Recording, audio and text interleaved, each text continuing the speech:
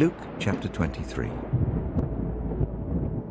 Then the whole assembly rose and led him off to Pilate. And they began to accuse him, saying, "We have found this man subverting our nation. He opposes payment of taxes to Caesar and claims to be Messiah, a king." So Pilate asked Jesus, "Are you the king of the Jews?" "You have said so," Jesus replied. Then Pilate announced to the chief priests and the crowd, "I find no basis for a charge against this man." But they insisted, "He stirs up the people all over Judea by his teaching. He started in Galilee and has come all the way here." On hearing this, Pilate asked if the man was a Galilean. When he learned that Jesus was under Herod's jurisdiction, he sent him to Herod, who was also in Jerusalem at that time. When Herod saw Jesus, he was greatly pleased, because for a long time he had been wanting to see him. From what he had heard about him, he hoped to see him perform a sign of some sort. He plied him with many questions, but Jesus gave him no answer. The chief priests and the teachers of the law were standing there, vehemently accusing him.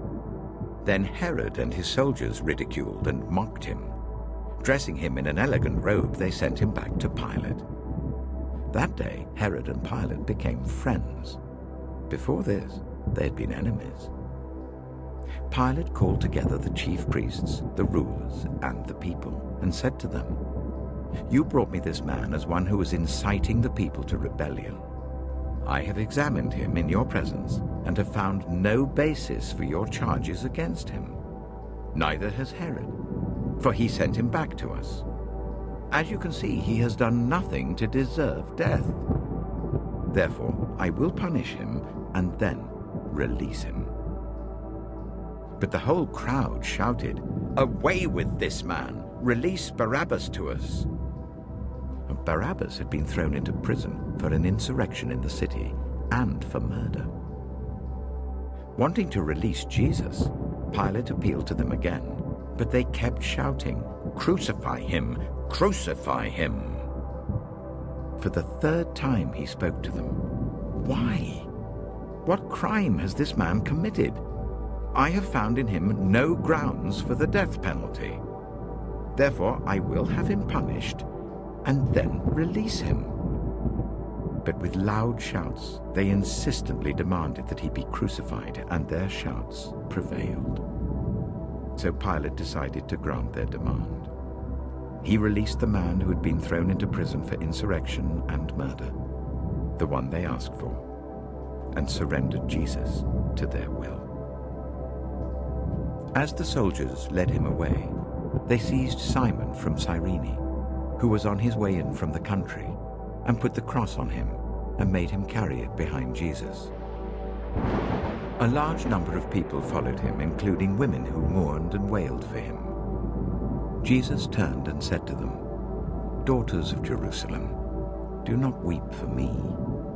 Weep for yourselves and for your children. For the time will come when you will say, 'Blessed are the childless women, the wombs that never bore and the breasts that never nursed.' Then they will say to the mountains, 'Fall on us,' and to the hills, 'Cover us.' For if people do these things when the tree is green, what will happen when it is dry?" 2 other men, both criminals, were also led out with him to be executed. When they came to the place called the Skull, they crucified him there along with the criminals, one on his right, the other on his left. Jesus said, "Father, forgive them, for they do not know what they are doing." And they divided up his clothes by casting lots. The people stood watching, and the rulers even sneered at him. They said, "He saved others, let him save himself if he's God's Messiah, the chosen one." The soldiers also came up and mocked him. They offered him wine vinegar and said, "If you are the king of the Jews, save yourself." There was a written notice above him which read, "This is the King of the Jews." One of the criminals who hung there hurled insults at him. "Aren't you the Messiah? Save yourself and us." But the other criminal rebuked him. "Don't you fear God," he said, "since you are under the same sentence? We are punished justly, for we are getting what our deeds deserve, but this man has done nothing wrong."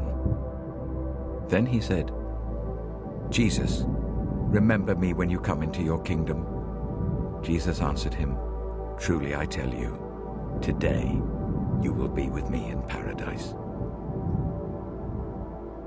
It was now about noon, and darkness came over the whole land until 3 in the afternoon, for the sun stopped shining, and the curtain of the temple was torn in two. Jesus called out with a loud voice, "Father, into your hands I commit my spirit." When he had said this, he breathed his last. The centurion, seeing what had happened, praised God and said, "Surely this was a righteous man." When all the people who had gathered to witness this sight saw what took place, they beat their breasts and went away.